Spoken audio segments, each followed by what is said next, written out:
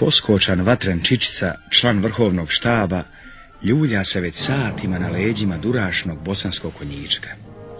Putuje preko snježne visoravni srednje Bosne, sve korak po korak, dubokom utabanom prtinom, kojom su, čini se, već prošle brojne partizanske kolone. Usput, već kilometrima smrznut snijeg cijelac, posut je polomljenim orahovim ljupinama. Čiča zirka oko sebe preko gornjeg ruba naočara i glasno gunđa svom pratiocu Čedi iz Kraljeva. Ama, ako pojede ovolike orahe, strinuli u njegovu. Sigurno Krajišnici. A odakle i na ovoliki? Pa, valjda dobili nadar ili zaplenili. Prekjuče je oslobođen Prijedor. Čiču nešto štrecnuo. Sjeti se da je u izvještaju o padu Prnjavora stajalo i to da su u varoši zaplijenjena 2 vagona oraha. Odmah je naređeno da se sve to pošalje partizanskim bolnicama. Nije vrag da će to biti oni orasi, ja. Ma zar orahe namenjene ranjenicima ovako krčmiti? Biti ti razbojnika. Čedo. Čuj ti, Čedo. Ma je li moguće da bi ovi krajišnici digli orahe namenjene ranjenicima? Pa, digli bi. A nikad ti ne znaš u šta će oni okrenuti. A sećate li se samo one uzbune oko šišanja? One, da, kad smo stigli u krajinu. Jeste. Odbili krajišnici da se šišaju. A njima su njihove čube i kike jedini ukras. Došao naš Berberin u jednu njihovu četu. A oni se sve hvataju za puškomitraljeze i reže. Najpre skini glavu, a onda je šiša. Jeste strinu i njihovu. A posle 3 dana i sami se ošišali. Dobrovoljno. Samo su bombaše i mitraljezce ostavili neošišane. Oni vele i onako nose tuđu glavu. Bez traga im glava. Neki zavrnut svet.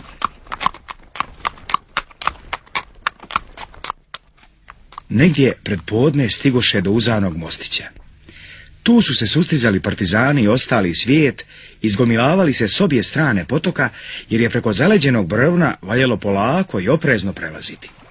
Čiči intendantu odmah upade u oči jedan krupan kosmat mitraljezac s našušurenom ćubom kestenjaste kose. Delija je bio tako natovaren kako samo može biti bezdušno opterećeno neko partizansko kuvarsko kljuse. Na leđima golem ranac. Povrh njega u popriječen mitralje šarac umotan u redenike, a s desne strane krvnički nabijen platneni torbak. Krajišnik. Em je neošišan, em je natovar. Ej,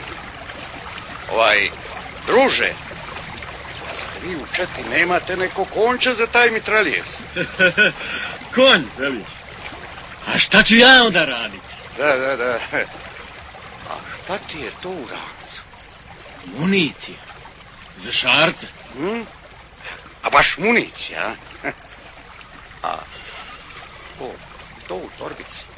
Ovo je municija za mene. Orasi. Aha. A tu smo. Pljačka, želi. Budemo li se tako počeli ponašati, ode naša borba dođavola. Propašćemo dok kokom trepneš. Hajde, bogati stari, prolazi s mirom i ne pravi paniku.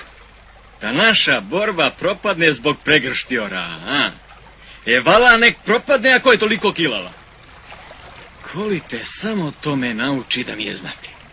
Znaš ti dobro da je to određeno za naše ranjenike. A opet si posegao rukom u magazin, jeli? Je li tebi žao naših ranjenika? Kako neće bi žao Bog s tobom. I bil se ti žrtvovao za njih kada dođe do gustog? Da si ti men živ i zdrav.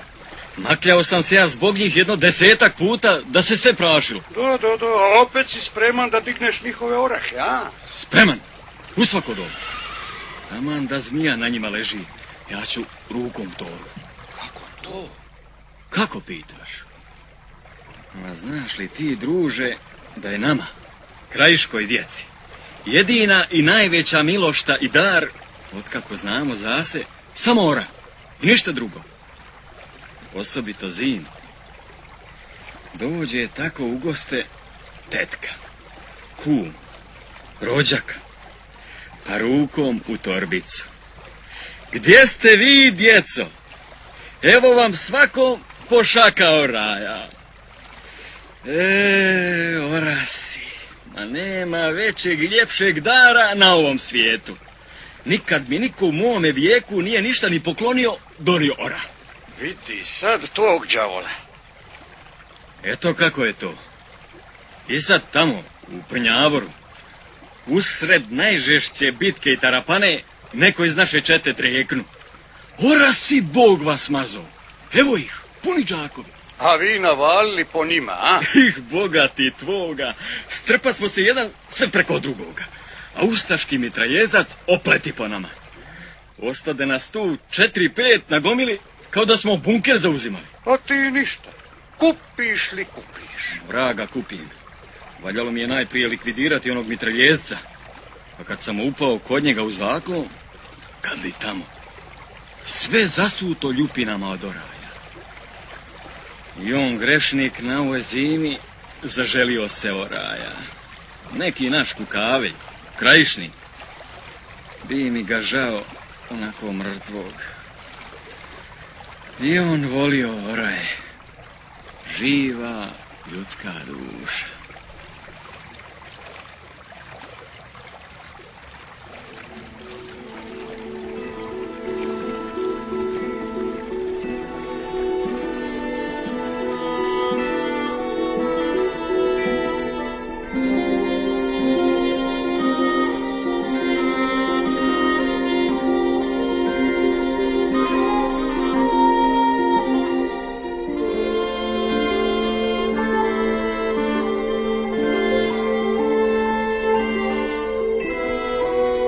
Danonoćno u borbi bez predaha i odmora gura čuvena krajiška divizija od Aranđelovca prema Beogradu.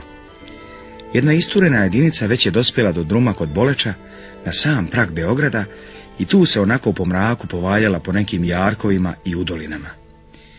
Među njima i desetar Ilija, durašna svojeglava momčina, sjedi i gviri u ručni sat s fosfornim ciframa, prinosi ga uvetu i gunđa. Eto ti ga, na. Učutao se prokletnik. Baš je našao kad će da stane.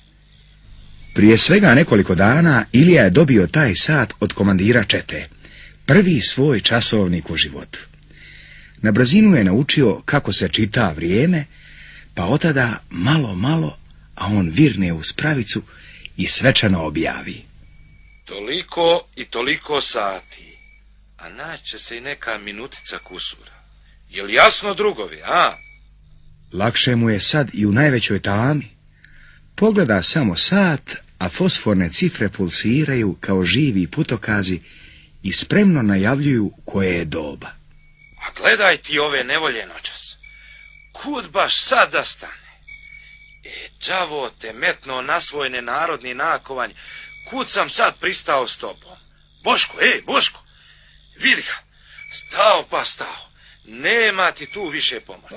Šta stao? Kako stao? Ma ko stao, brate, a? Ma ovaj moj sat. Idi bestroga ti glava. Ta nije stao treći ukrajinski front i korpus Peka Dapčevića. Moj rođače, ne znaš ti kakva je to muka kad stane sat. Ti si bio i ostao seljak. A ti si mi građan, a? Pazi, oca mu. Deder, kaži, ko je ikada u tvojoj kući imao sat, a? Nije niko.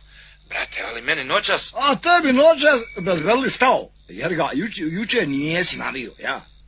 To ti isto kao da tamo u svom selu zaboraviš uveče napojit kravu. Samo, krava bi bar neko doba rikala da te posjeti na tvoj propust. Zaista, rikala bi? Evo, polako, navi, pa će rad kao i prije. Ček. Stani polako. Ma kakva ono jedinica u mraku, onako tiho prolazi iz pravca Smedereva. Mada nijesu Njemci. Nek su vala i oni, neki đavo nosi. Ma zna li iko živ koliko je sati zakon ga ubio? Ma kako će znati, de? A jedini komandir ima sat. A on je vrag, zna gdje u ovoj noćašnjoj varici. Pa da viknem ove gore na cesti, možda neko od njih zna. Ma jesi li ti lud goveče jedno, a? Ma šta ćeš ako to budu Njemci, a? Nek je vala i moj čača. Ma ja ću sad viknuti pa nek bude šta će biti. Hej, Švabo! Koliko je sati zdravljati, Švabo!